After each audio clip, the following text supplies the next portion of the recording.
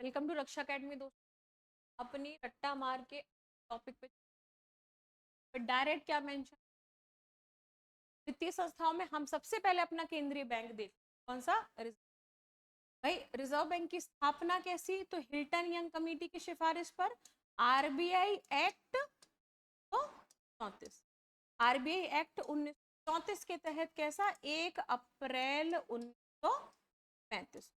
Clear है? अप्रैल में हमारा एससी होने वाला है मध्य प्रदेश, तो हम इसको मनाएंगे कि भाई ये क्वेश्चन डायरेक्ट हमको रखा मिल जाए। मुख्यालय कहाँ? प्रारंभिक मुख्यालय कोलकाता में था, जिसे 1935 में कहाँ ट्रांसफर किया गया? राष्ट्रीयकरण कैसा? 1949 में। लेखा वर्ष 1 अप्रैल से 31 मार्च। प्रारंभिक पूंजी क्या? 5 करोड़। भारतीय रिजर्व बैंक के कार्यालय कहाँ पर है? तो 33 जगहों पर है, पर हमें याद क्या रखना है? इसका हेडक्वार्टर जो कहाँ है, मुंबई में। प्रारंभिक कहाँ पे था? पढ़ते हैं। और केंद्रीय बोर्ड देखते हैं भाई, इसकी जो नियुक्ति है सबसे पहले तो भारत सरकार करती है, आरबीआई एक्ट के तहत करती है, और 4 वर्षों की। होता कौन कौन सा है? 1 गवर्नर, 4 डिप्टी गवर्नर, ये तो हम समझ गए। ठीक, फिर 4 निदेशक, 10 भारत सरकार द्वारा नामित अन्य निदेशक, क्लियर, और 2 भारत सरकार द्वारा नामित ऐसे व्यक्ति जो अर्थव्यवस्था का ज्ञान रखते हैं। क्लियर? अब इसमें से सरकारिक निदेशक या पूर्णकालिक सदस्य कौन से होंगे? सिर्फ ये वाले, यानी कि 1 गवर्नर और 4 डिप्टी गवर्नर। बाकी अन्य कौन होंगे? गैर सरकारी होंगे। प्रमुख कार्य क्या? भाई का प्रबंध करना, सब के आधार पर नोटों का निर्गमन करना, ठीक, सिक्कों का संचालन करना, सभी बैंकों के जो खाते होते, जो शेड्यूल बैंक होते हैं, उनका खाता कहाँ है? आरबीआई। ठीक, बैंक अपनी अधिशेष पूंजी को कहाँ रख सकता है? आरबीआई के पास रख सकता है। मौद्रिक विषयों पर परामर्श भी देता है। अन्य कार्य क्या है? प्रत्येक 2 माह में मौद्रिक नीति जारी करना। यहाँ क्या कर लेंगे? डबल स्टार बना के। क्लियर? चलिए, विदेशी मुद्रा भंडार का संरक्षण करना, विदेशी विद्या विनिमय दर का नियमन करना, साख का नियमन। 2-3 एक्ट हैं जो बड़े इंपॉर्टेंट है। एक भाई आरबीआई एक्ट 1934, जिसके तहत इसकी स्थापना हुई 1 अप्रैल 1900। भाई आरबीआई का क्या किया गया? राष्ट्रीयकरण किया गया 1948 के एक्ट से। और विदेशी मुद्रा प्रबंधन अधिनियम 1999 का। देख लेते, तो आरबीआई के पहले गवर्नर सर ऑसबॉर्न स्मिथ 35 तक रहे, परंतु एक क्वेश्चन ये बनता है कि प्रथम भारतीय गवर्नर सर सीडी। क्लियर है? आपको ये पीडीएफ कहाँ से? पीडीएफ आपको मिल, जब भी आप कोई फाइनेंशियल इंस्टीट्यूट के बारे में पढ़ेंगे तो बहुत इंपॉर्टेंट है, उसका हेडक्वार्टर कहाँ है, पहले उसके गवर्नर कौन से हैं, है ना, वर्तमान में गवर्नर कौन है, कौन भारतीय पहले रहा, है ना, और उनसे संबंधित एक्ट कौन सा है, किस एक्ट के तहत उसकी स्थापना हुई है, यह इंपॉर्टेंट। तो मॉनेटरी पॉलिसी कमेटी, अभी हमने देखा कि मौद्रिक नीति प्रत्येक 2 माह में जारी होती है, उसके लिए कमेटी। तो आरबीआई एक्ट 1934 की धारा 45 ZB के अंतर्गत, क्लियर, वित्त अधिनियम 2016 के माध्यम से आरबीआई एक्ट, ठीक, वैधानिक दर्जा दिया। समिति में 6 सदस्य होते हैं, डबल स्टार बनाएंगे। 3 सदस्य आरबीआई से होते। आरबीआई गवर्नर क्या थे? इसके पदेन अध्यक्ष होते हैं। पर मौद्रिक नीति होती क्या है? मौद्रिक नीति अर्थव्यवस्था में मुद्रा के प्रसार और संकुचन के प्रबंधन बनाई जाती है कि भाई अर्थव्यवस्था में कितना मुद्रा का प्रसार होगा, अगर अधिक तरलता आ गई तो उसका संकुचन कैसे करना है, इसके लिए क्या है? मौद्रिक नीति। क्लियर है? अब आ जाते हैं हम डिमांड लायबिलिटी पर। हम पहले ये देख लेंगे कि नेट डिमांड और टाइम लायबिलिटी है क्या। तो उसके अंतर्गत पहला डिमांड लायबिलिटी, तो ऐसे खाते जिनमें किसी भी समय निकाल लेंगे वो डिमांड है, और जो टाइम लायबिलिटी है ऐसे खाते जिन जमा राशि के बाद निकाली जा सकती। तो जब डिमांड लायबिलिटी और टाइम लायबिलिटी को मिला देंगे तो क्या बनेगा? NTDL, net demand and time liability. जब आप एटीएम कार्ड में जाते होगे तो आपने देखा होगा कि आपने एटीएम में लगाया, तब आपसे वो पूछता है कि आपका सेविंग अकाउंट है कि करंट अकाउंट है, क्या है? डिमांड लाइबिलिटी है। डिमांड मतलब भाई किसी भी समय डिमांड हो सकती है पैसों की, ठीक। और टाइम लाइबिलिटी क्या, ये फिक्स डिपॉजिट। डिपॉजिट क्या है, एक टाइम लाइबिलिटी का उदाहरण है। अब बैंक रेट क्या होती है, वह दर जिस पर आरबीआई उधार देता है। मान लीजिए आप व्यापारिक बैंक है, आपको उधार की जरूरत है, आप मेरे पास आए, मैं आरबीआई हूँ, मैं आपको जिस दर पर उधार दूंगी, जिस इंटरेस्ट पर उधार दूंगी, वो क्या हो गया, बैंक। अब आ जाते हैं कैश रिजर्व रेशियो, सीआरआर। वाणिज्यिक बैंक क्या करते हैं, कुल अपनी जमा पूंजी का एक निश्चित नगद रूप आरबीआई के पास जमा करते हैं, उसको बोलते हैं सीआरआर। इसका ब्याज क्या मिलता है क्या, तो नहीं नहीं, ठीक। ये क्या होता है, ये क्यों रखा जाता है, मान लीजिए कभी कोई भी बैंक दिवालिया हो गया, कोई आया चूना लगा के बैंक को चला गया, और जाते हैं हमारे इंडिया से, तो क्लियर है। तो उस समय पर ये कैश रिजर्व रेशियो बाद में दोबारा बैंक, क्लियर है। तो ICRR, increment cash reserve ratio, ठीक। क्या होता है, आकस्मिक परिस्थितियों में जब किसी कारण बैंक की जमाओं में बहुत अधिक वृद्धि होता है, और जब बैंक की जमाओं में वृद्धि हो गई, वो पैसा बाहर निकल गया, तो अर्थव्यवस्था में अत्यधिक तरलता आ गई। अब अत्यधिक तरलता खराब है हमारी अर्थव्यवस्था के लिए, तो तब आरबीआई क्या करता है, या सेंट्रल बैंक क्या करता है, आईसीआरआर का प्रयोग करता है, और उस तरलता का अवशोषण कर लेता है बैंकों से। क्लियर है। आप इसको इस तरीके से मान लीजिए कि आप किसी कस्बे में बैंक चला रहे हैं, और आकस्मिक परिस्थितियों में आपके पास जो साख है वो जरूरत से ज्यादा होगी, पास पैसे जरूरत से ज्यादा आ गए हैं। अब वो पैसे आपने मार्केट में डाल दिए, क्या होगा, तरलता बढ़ जाएगी, लिक्विडिटी बढ़ जाएगी। उस आपके ऊपर का सेंट्रल बैंक क्या करेगा, उस रोकने के लिए आपसे वो पैसा ले लेगा आईसीआरआर की। फिर आ जाते हैं हम एसएलआर पर। वाणिज्यिक बैंकों को आरबीआई के निर्देशानुसार एनटीडीएल, मैंने आपको बताया था पहले एनटीडीएल है क्या, एक भाग तरल संपत्ति पास रखना होता है, उसे एसएलआर बोलते हैं, ठीक। 2007 के बाद में न्यूनतम सीमा सीमा जो है हटा दी गई है। पहले नहीं था कि 25% आपको रखना पड़ेगा। एलएएफ, लिक्विडिटी एडजस्टमेंट फैसिलिटी, व्यापारों बैंकों को दिन प्रतिदिन की तरलता में असमंजस के समायोजन में मदद करता है। इसकी संस्कृति किसने दी, नरसिम्हा। अब मैं आप समझिए एलएएफ है क्या, जैसे कि आप सभी स्टूडेंट हैं, आपको कुछ जरूरत का पैसा घर से मिलता है, क्लियर है। आपने पूरा बजट बना लिया कि भाई इस दिन इतना खर्चा, इस दिन इतना खर्चा, पर किस दिन आकस्मिक परिस्थितियों के कारण कुछ खर्चा हो गया या गायब है। अब आपको समझ आ रहा है कि ये गया कहाँ।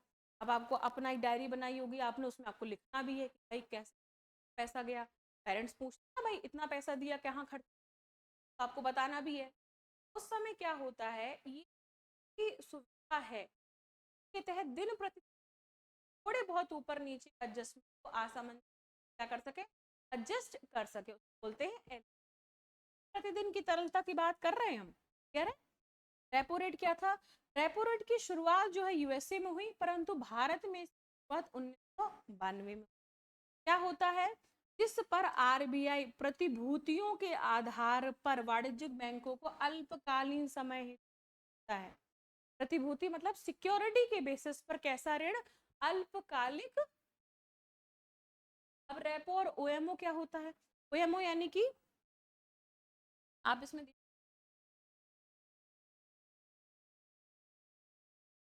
ओपन मार्केट ऑपरेशन, क्या है। अब रेपो ओपन मार्केट ऑपरेशन। अब ओएमओ क्या है, अल्पकालीन तरलता प्रबंधन का तरीका है, जबकि रेपो जो है वह अति अल्पकालीन तरलता का प्रबंधन। और क्या आप दोनों समझिए कि रेपो हो चाहे ओएमओ हो, यह तरलता का प्रबंधन करने के लिए आरबीआई द्वारा प्रयुक्त। अब 1 रुपए का नोट यह वित्त मंत्रालय द्वारा जारी होता है। 1 रुपए के नोट पर वित्त सचिव के फाइनेंस सेक्रेटरी जो होता है उनके होते हैं। 1 रुपए के नोट की प्रिंटिंग 1990 से बंद है। अब आरबीआई जो है बेसिस पे करता है, क्या पद्धति पद्धति है न्यूनतम कोष पद्धति या न्यूनतम आरक्षित पद्धति। कैसे? आरबीआई ने 1956 में न्यूनतम कोष पद्धति पर अपनाई, जिसके तहत 515 करोड़ 115 करोड़ का स्वर्ण और 400 करोड़ विदेशी प्रतिभूतियां होना आवश्यक बोल दिया। बाद में क्या किया? 1957 में आरबीआई एक्ट में किया गया, जिसमें की राशि बदली गई। क्या राशि बदली गई? फिर बोला गया कि भाई न्यूनतम कोष 200 करोड़ का होना चाहिए, परंतु 200 करोड़ में 115 करोड़ का सोना ये आवश्यक है, और 85 करोड़ बस जो क्या हो जाएंगे विदेशी। यानी कि आरबीआई के पास हर हाल में तो 15 करोड़ का सोना रिजर्व होना क्या है? आवश्यक है। अब भारत की बैंकिंग संरचना में राष्ट्रीयकृत बैंक, निजी बैंक, सहकारी बैंक, क्षेत्रीय ग्रामीण बैंक और अखिल भारतीय कौन कौन से हैं? नाबार्ड, सिडबी, एक्जिम और आईडीबीआई। क्लियर है? चलिए, अब शेड्यूल बैंक होते क्या? हम बोलते हैं शेड्यूल बैंक, शेड्यूल बैंक। ये ऐसे कैसे बैंक है, कहाँ पे शेड्यूल्ड हो रहे हैं? वे बैंक जिन्हें आरबीआई एक्ट की दूसरी अनुसूची शामिल किया गया है, वह क्या है? क्या है? शेड्यूल बैंक है। और शर्तें क्या है? बैंक की प्रदत्त पूंजी या संचित पूंजी 5 लाख से कम ना हो। ठीक, सीआरआर आरबीआई के पास जमा, वो क्या होंगे? अब क्या है? वाणिज्यिक बैंक, ऐसे बैंक या वित्तीय संस्थान जो जनता से जमा कार करते हैं, ऋण भी देते हैं, ठीक है, गतिविधियों के लिए उपलब्ध होते हैं, इस प्रक्रिया से लाभ अर्जित करते हैं। वाणिज्यिक बैंक मुद्रा का लेन देन करते हैं। बैंक जनता को ऋण देने से जमाएं प्राप्त करती है। वाणिज्यिक बैंक का उद्देश्य लाभ अर्जन। अच्छा, अब सार्वजनिक क्षेत्र के 12 bank, Canara bank of India, Indian bank, आपको वो की इसकी एक तो डेट भाई कब बना, 19, ठीक। फिर उसके बाद में आप ये बैंक ऑफ बड़ौदा और इंडियन, 2-3 बैंकों के बारे में थोड़ा सा इनकी क्या हम एसबीआई देखते हैं सर। ये पीवाईक्यू में डायरेक्ट आया हुआ क्वेश्चन है। लोगों को देश विदेश में बैंकिंग और वित्तीय सेवाएं प्रदान करता। स्थापना 1 जुलाई 1955, मुख्यालय Mumbai Maharashtra. Bank of Calcutta, bank of Bombay और बैंक ऑफ मद्रास, इन तीनों को मिलाकर 19। PBM bank of Bengal, bank of Bombay और बैंक ऑफ मद्रास मिलाकर क्या बनाया गया? इंपीरियल बैंक बनाया गया। राष्ट्रीयकरण करके उसे क्या नाम दिया गया? क्लियर है? 1 जुलाई 1955 से क्या बन गया? Imperial bank. क्या बन गया? एसबीआई योनो ऐप जारी करता है। भारतीय स्टेट बैंक ने 2017 में you only one app launch किया था। ठीक, ये क्या करता है? एकीकृत वित्तीय प्रदान करता है। प्रथम अध्यक्ष जॉन मथाई, ठीक। प्रथम महिला अध्यक्ष थी अरुंधति भट्टाचार्य। क्लियर है? एसबीआई ई पे भुगतान एकीकृत समाधान, एसबीआई एकमात्र बैंक है जिसके जो है प्रदान करता। एसबीआई ने 2001 में भीमा क्षेत्र किया हुआ है और इस क्षेत्र में प्रवेश करने वाला पहला सार्वजनिक बैंक है। भारत का सबसे सार्वजनिक क्या है? अब आरआरबी रूरल बैंक या क्षेत्रीय ग्रामीण बैंक, इनकी स्थापना जो है वह 19 ग्रामीण क्षेत्रों में बैंकिंग सेवा प्रदान करना इनका क्या था? केलकर समिति की सिफारिश पर 1987 के बाद में नए आरआरबी की स्थापना जो है बंद कर दी है। क्या है? आरआरबी में हिस्सेदारी कैसे होती है? 50% सेंट्रल गवर्नमेंट, 15% जो है स्टेट गवर्नमेंट और 35% किसका होगा? प्रायोजक राज्यों। क्या है? और आप टेस्ट सीरीज अभी भी अगर लगाना चाहेंगे तो बहुत टाइम है आपके पास, 40-45 दिन बहुत होते हैं प्रैक्टिस करने। पढ़ लिया, सिर्फ रिवीजन करना और प्रैक्टिस करना। हमारी टेस्ट सीरीज कक्षा अकेडमी आपको 100 टेस्ट मिल, तो घर बैठे आप आराम से लगाइए। कोई 20 एफएलटी भी मिल रही है आपको और यूनिट वाइज भी टेस्ट मिल रहा है।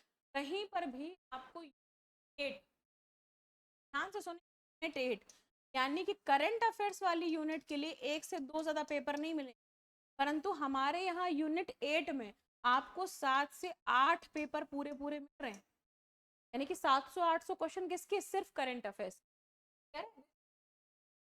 करेंगे। आप बहुत शानदार तरीके से टेस्ट सीरीज लेके बढ़िया से प्रैक्टिस करें। चलिए मिलते हैं अगली क्लास में। जय हिंद, जय भारत।